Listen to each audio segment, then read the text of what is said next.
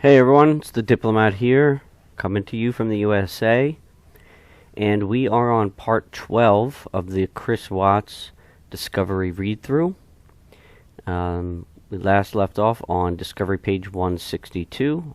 We just had finished up on Officer Egan's handwritten notes.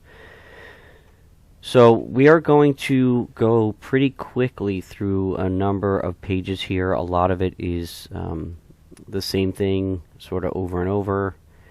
There's emails that were sent to different news stations that, it's the same type of message that is sent just to different people. So I've noted some different pages that I will go through that has some different information. But again, we'll be going through some of these very quickly. So this is the missing persons bolo. Be on the lookout. It reads, on August 13th, 2018, the Frederick Police Department was notified of 3 missing persons. Shanann Watts, 34 years old, and her 2 daughters that are 3 and 4 years old are missing as well. Shanann is also 15 weeks pregnant. There is no vehicle associated at this time. And there you see the pictures of Shanann and the girls. That was part of that for, sharing with the neighborhood as to what they looked like in case they saw anyone. Next is, unfortunately, a picture of Chris Watts and another one on the following page from his interview. Nobody really wants to see that at this point, I think. Moving on to the next page, I'll just rotate this. It says, just kind of a random note here, but 20 feet deep, unsure how full, hatch. Girls had clothes, PJs, Shanann in blue panties only. So that was a random note regarding, I guess, from the interview Chris gave about, the oil rigs that he put them in. Just terrible. Going on to Discovery page 166, we have a supplemental report from Officer Herbert, dated August 29th, time 12:55. On Tuesday, August 14th, 2018, I, Officer A. Herbert of the Frederick Police Department, reported to work on my scheduled workday. Upon arrival, I was assigned to assist with efforts to locate a missing mother and her 2 small children. I was briefed by Detective Baumover of the 3 missing Watts family members. Detective Baumover advised me Shanann, Bella, and Celeste were all missing as of Monday, August 13th.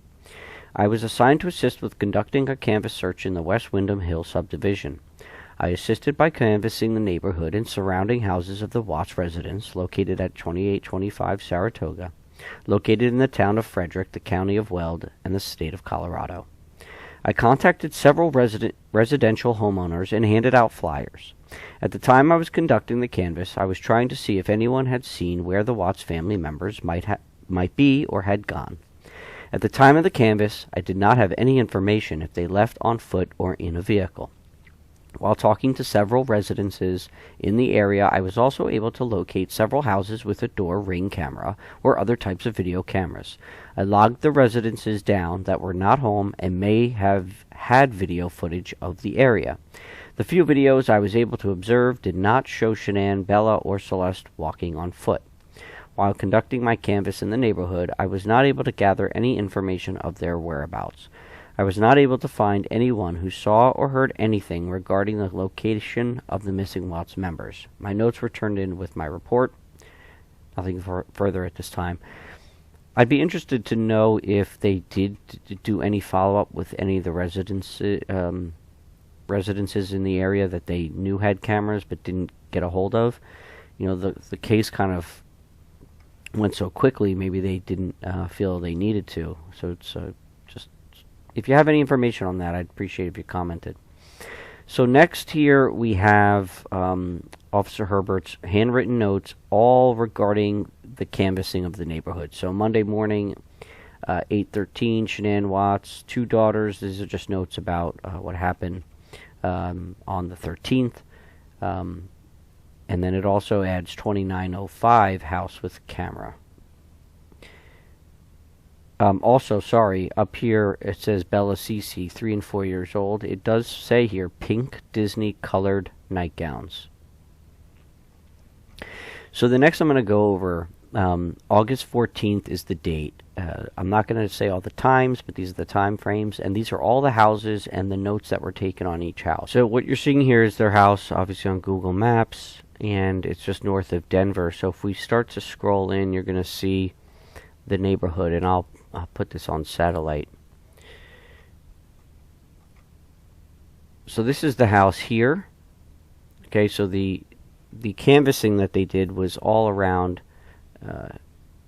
here, Saratoga Trail, as it goes around Steeple Rock Hill. So a lot of these houses, all these houses, I'm not sure if these were all, if these are the ones that were empty, but they even went down here. They have Miners Peak, they have, and they have, this is the Wyndham Hill that you've heard about right here. A lot of these pictures show a lot of construction, so it doesn't always have a building. Even when you zoom in, you actually can't see their house. But they went all around here, so a lot of these corner houses and such are what you're going to see, or here. So Saratoga Trail, 2917, no answer, no cameras. 2913, no answer, no cameras. 2909, Lisa, tires dirty, he's not very friendly. Ring and camera, early, unusual, 5 o'clock. Husband leaves at 5:30.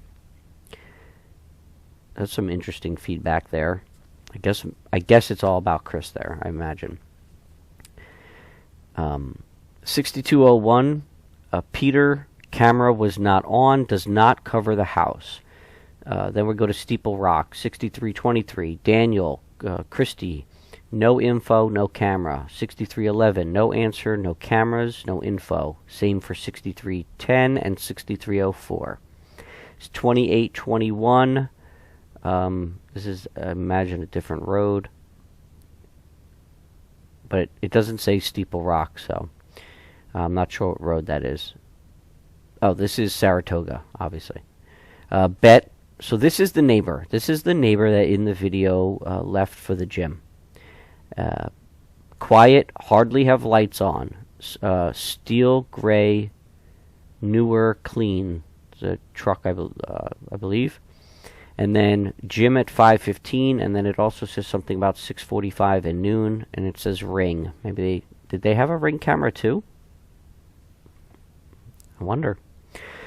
2817, these again are on Saratoga now. Cheryl, 3 to 4 months ago, dog, ring front only. 2813, Ann and Don, white van, mini, utility, question mark, light outside.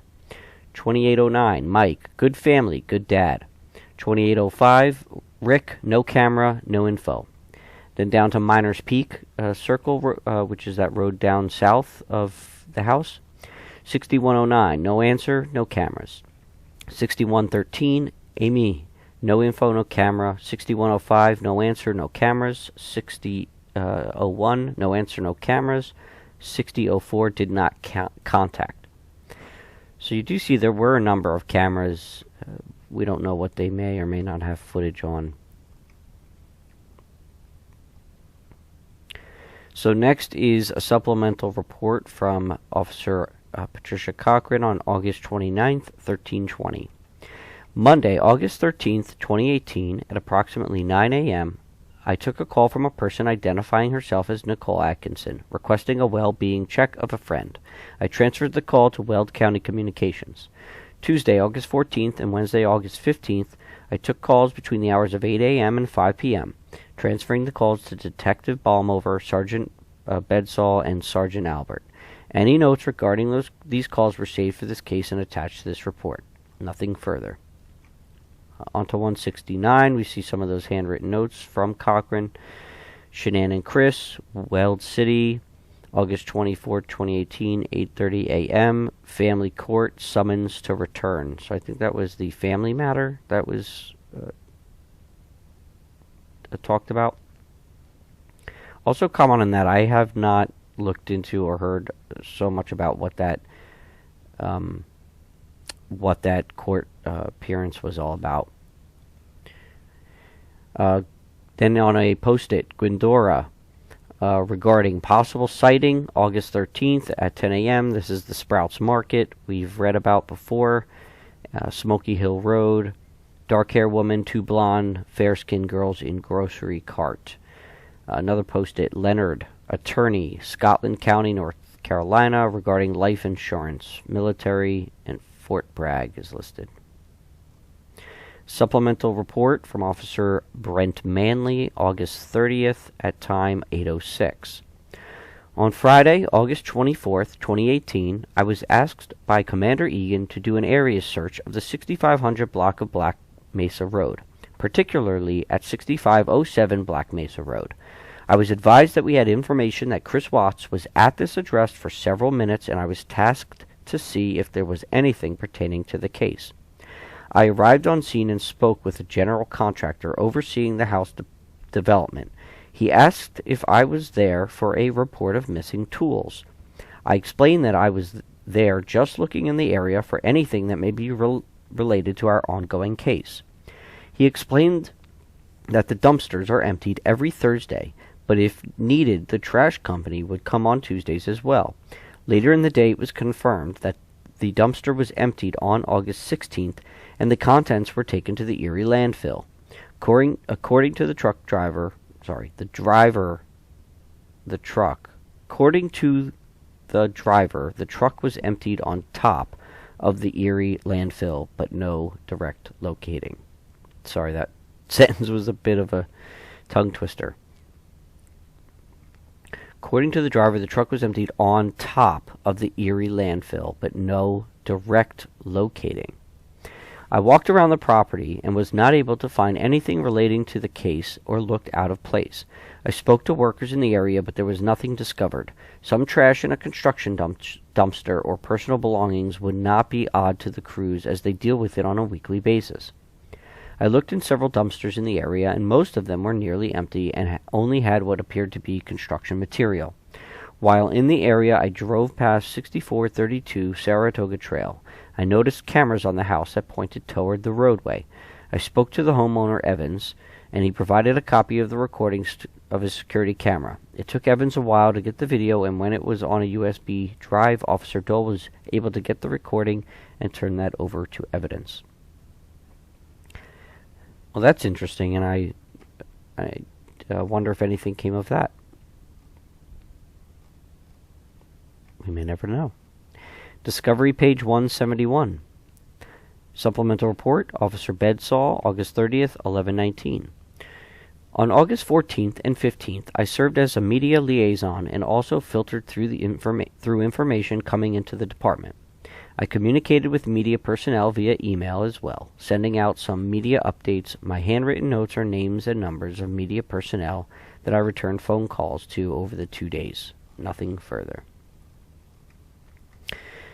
So these next few pages, starting on Discovery page 172, I'm literally not going to even take a shot at this. They are extremely illegible. Looks a bit like a task list maybe. A lot of redacted phone numbers. But if you want, please come back and take a look at these pages. But like I said, they are very, very difficult to read. So I'm not going to be able to read them to you. So that's page 172, 173, and that's that. Now this is actually where we get into a lot of these skipping pages. These are emails from the Frederick Police Department to various folks in the media regarding news releases and such. So this is where I'll focus on a number of pages that have differences, but there's a lot of duplicating here. Hello, this is from Officer Bedsall. Hello, this is the press release for Shanann Watts, for the Shanann Watts case that is being inquired about. You can contact me with questions. We don't have any additional information we can release at this time. A majority of our department is working on this case. The same information is also available on the Town of Frederick's website. I will send out any updates that may be gathered throughout the day today at about 3 p.m. So next page is mainly blank. We get back to the be on the lookout. You will see this several times. Continuing through to page 178. We have from NBC Universal person, thanks so much, and I appreciate you talking to me, to Bedsall. From Bedsall, here is the release. The next PIO will be Sergeant Albert. From Bedsall, here you go, providing the press releases. So we'll continue on.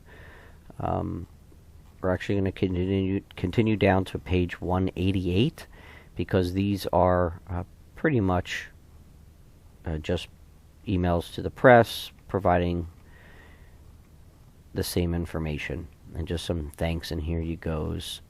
So as we get down to page 188, we will see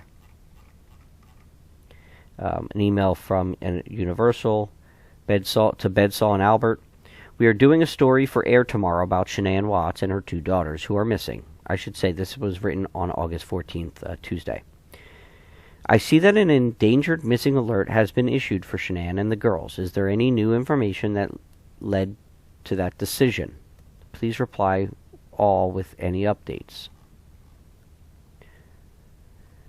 Then the next page from Universal to Bedsall. Got it, thank you. We've seen references on social media to an EpiPen needed for one of the girls who has a peanut allergy. Can you confirm that? From Bedsall back. Hello, it's mainly due to the length of time that has passed without any successful contact with Shanann. That was regarding the decision they asked about.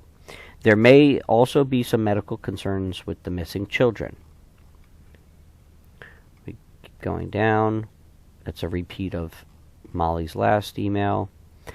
Then from Bedsall again to Molly, I can't comment on the specific medical conditions that may exist. Thank you for understanding.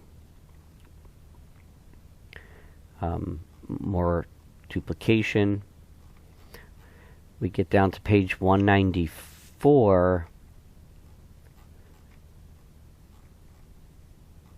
Oh, sorry, I went too far. That was just an update to the initial release. The update here on the Be on the Lookout missing persons flyer.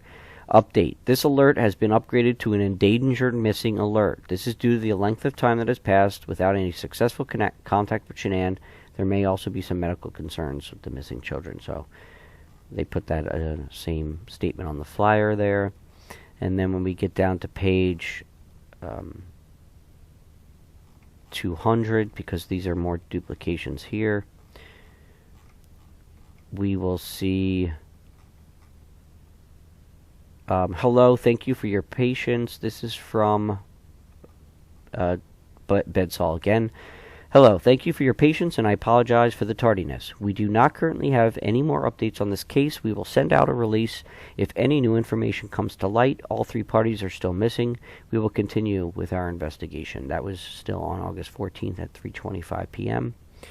And then these are pretty much all repeats as we continue down. More,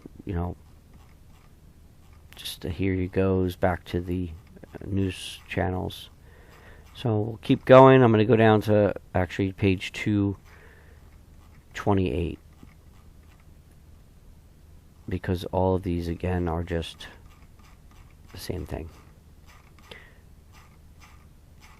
So we'll go down to 228.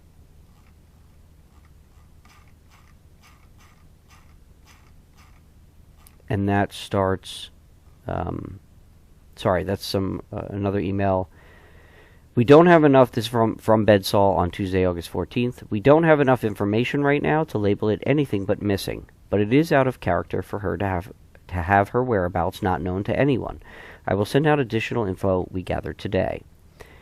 Then from Logan at CBS to Bedsall. Thank you, Sergeant. What makes this case a priority for the department? Is there something suspicious about the disappearance? When you have vehicle and last seen info, please pass it along. That's Tuesday, August 14th. That's an interesting question. Maybe that's sort of typical. It may seem odd to us. What makes this case a priority? Obviously, looking back, of course, this needs to be a priority. But I guess it's a fair question at the time if there's no real solid information beyond just the missing persons. But it's still a little odd. Okay, we keep going down, page 230, and we get to 231, where we start a supplemental report from Officer Coonrod. This is August 31st, 8:29, which is when it was written. As directed, this officer had submitted all handwritten notes regarding this case. The notes mainly consisted of names and phone numbers of family members, friends, and coworkers. Nothing further. Page 232, we have Coonrod, some handwritten notes on the left. Nicole Utoft, that's Nicole Atkinson. Some other numbers here. Redacted information. On the right side, OSAA says 12th taxi, 13th target. And it has a line that says Chris, his birthday, redacted phone number. Again, the 12th taxi, I'm not sure. Taxi and target, maybe some charges. Some other time stamps there I can't really make out. On the left is Bella Marie's name, it's Celeste's name, their birth information. Sandra Rusek on the right, it says camera, save. It says school today, Primrose in Erie, not there. Next page, left, Chris and his number again, level, Texas, cloud-based, or Lavelle, sorry. Texas cloud-based, that's the Shenan's work. Addie's name, and then Chase and USAA for, I guess, bank accounting, and Nicholas's name there on the right side. Page 234, supplemental report, Officer Bradley Davies, September 1st, 9:45. On August 22nd, 2018, I received an email from Taylor Welch. In the email, Taylor stated, after reading the affidavit, I went through my photos I've texted Shanann in the past. I didn't know if these would be helpful. Below are photos of Cece on the baby monitor sleeping. Attached to the email were 3 photos of what appeared to be a monitor screen showing a child sleeping in a crib. I was advised by Detective Baumhover to forward the email to him. I forwarded the email to Detective Baumhover. So next, page 235 is the email from Taylor. Hello, after reading the affidavit, I went through my photos. I've texted Shanann in the past. I didn't know if these would be helpful. Below are photos of Cece on the baby monitor sleeping. If you have any questions, please call me. And then regards from Officer Davies. And you can see that 3 images were attached. And I will zoom out so you can see. There's beautiful baby Cece. We love you. There she is in the first picture in her crib, sleeping peacefully. There on her front.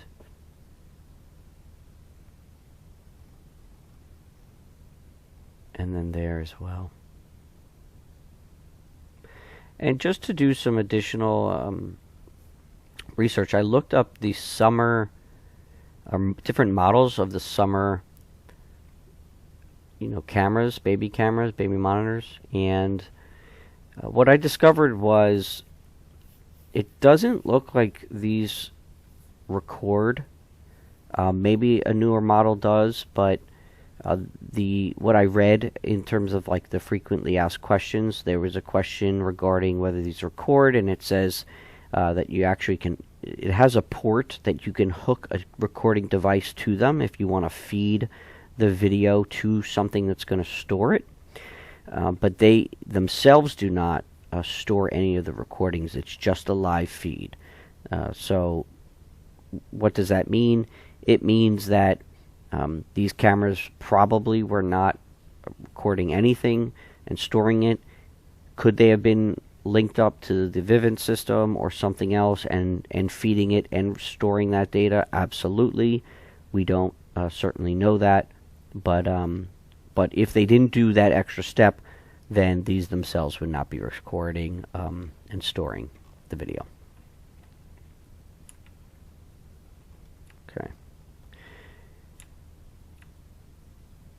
So we're going to end there for part 12, and we will start up at discovery page 240 in the next part with supplemental from Officer Perez, and we've moved into the beginning of September here in terms of the Frederick Police Department's discovery anyway. So please continue to comment, provide feedback. I really do appreciate that. And it's really great seeing some of the insights that you all have, and some of the questions that you're answering for me, which is appreciated. So more to come. I'll try to keep these coming, and I do appreciate everyone listening. I hope you have a great rest of your day.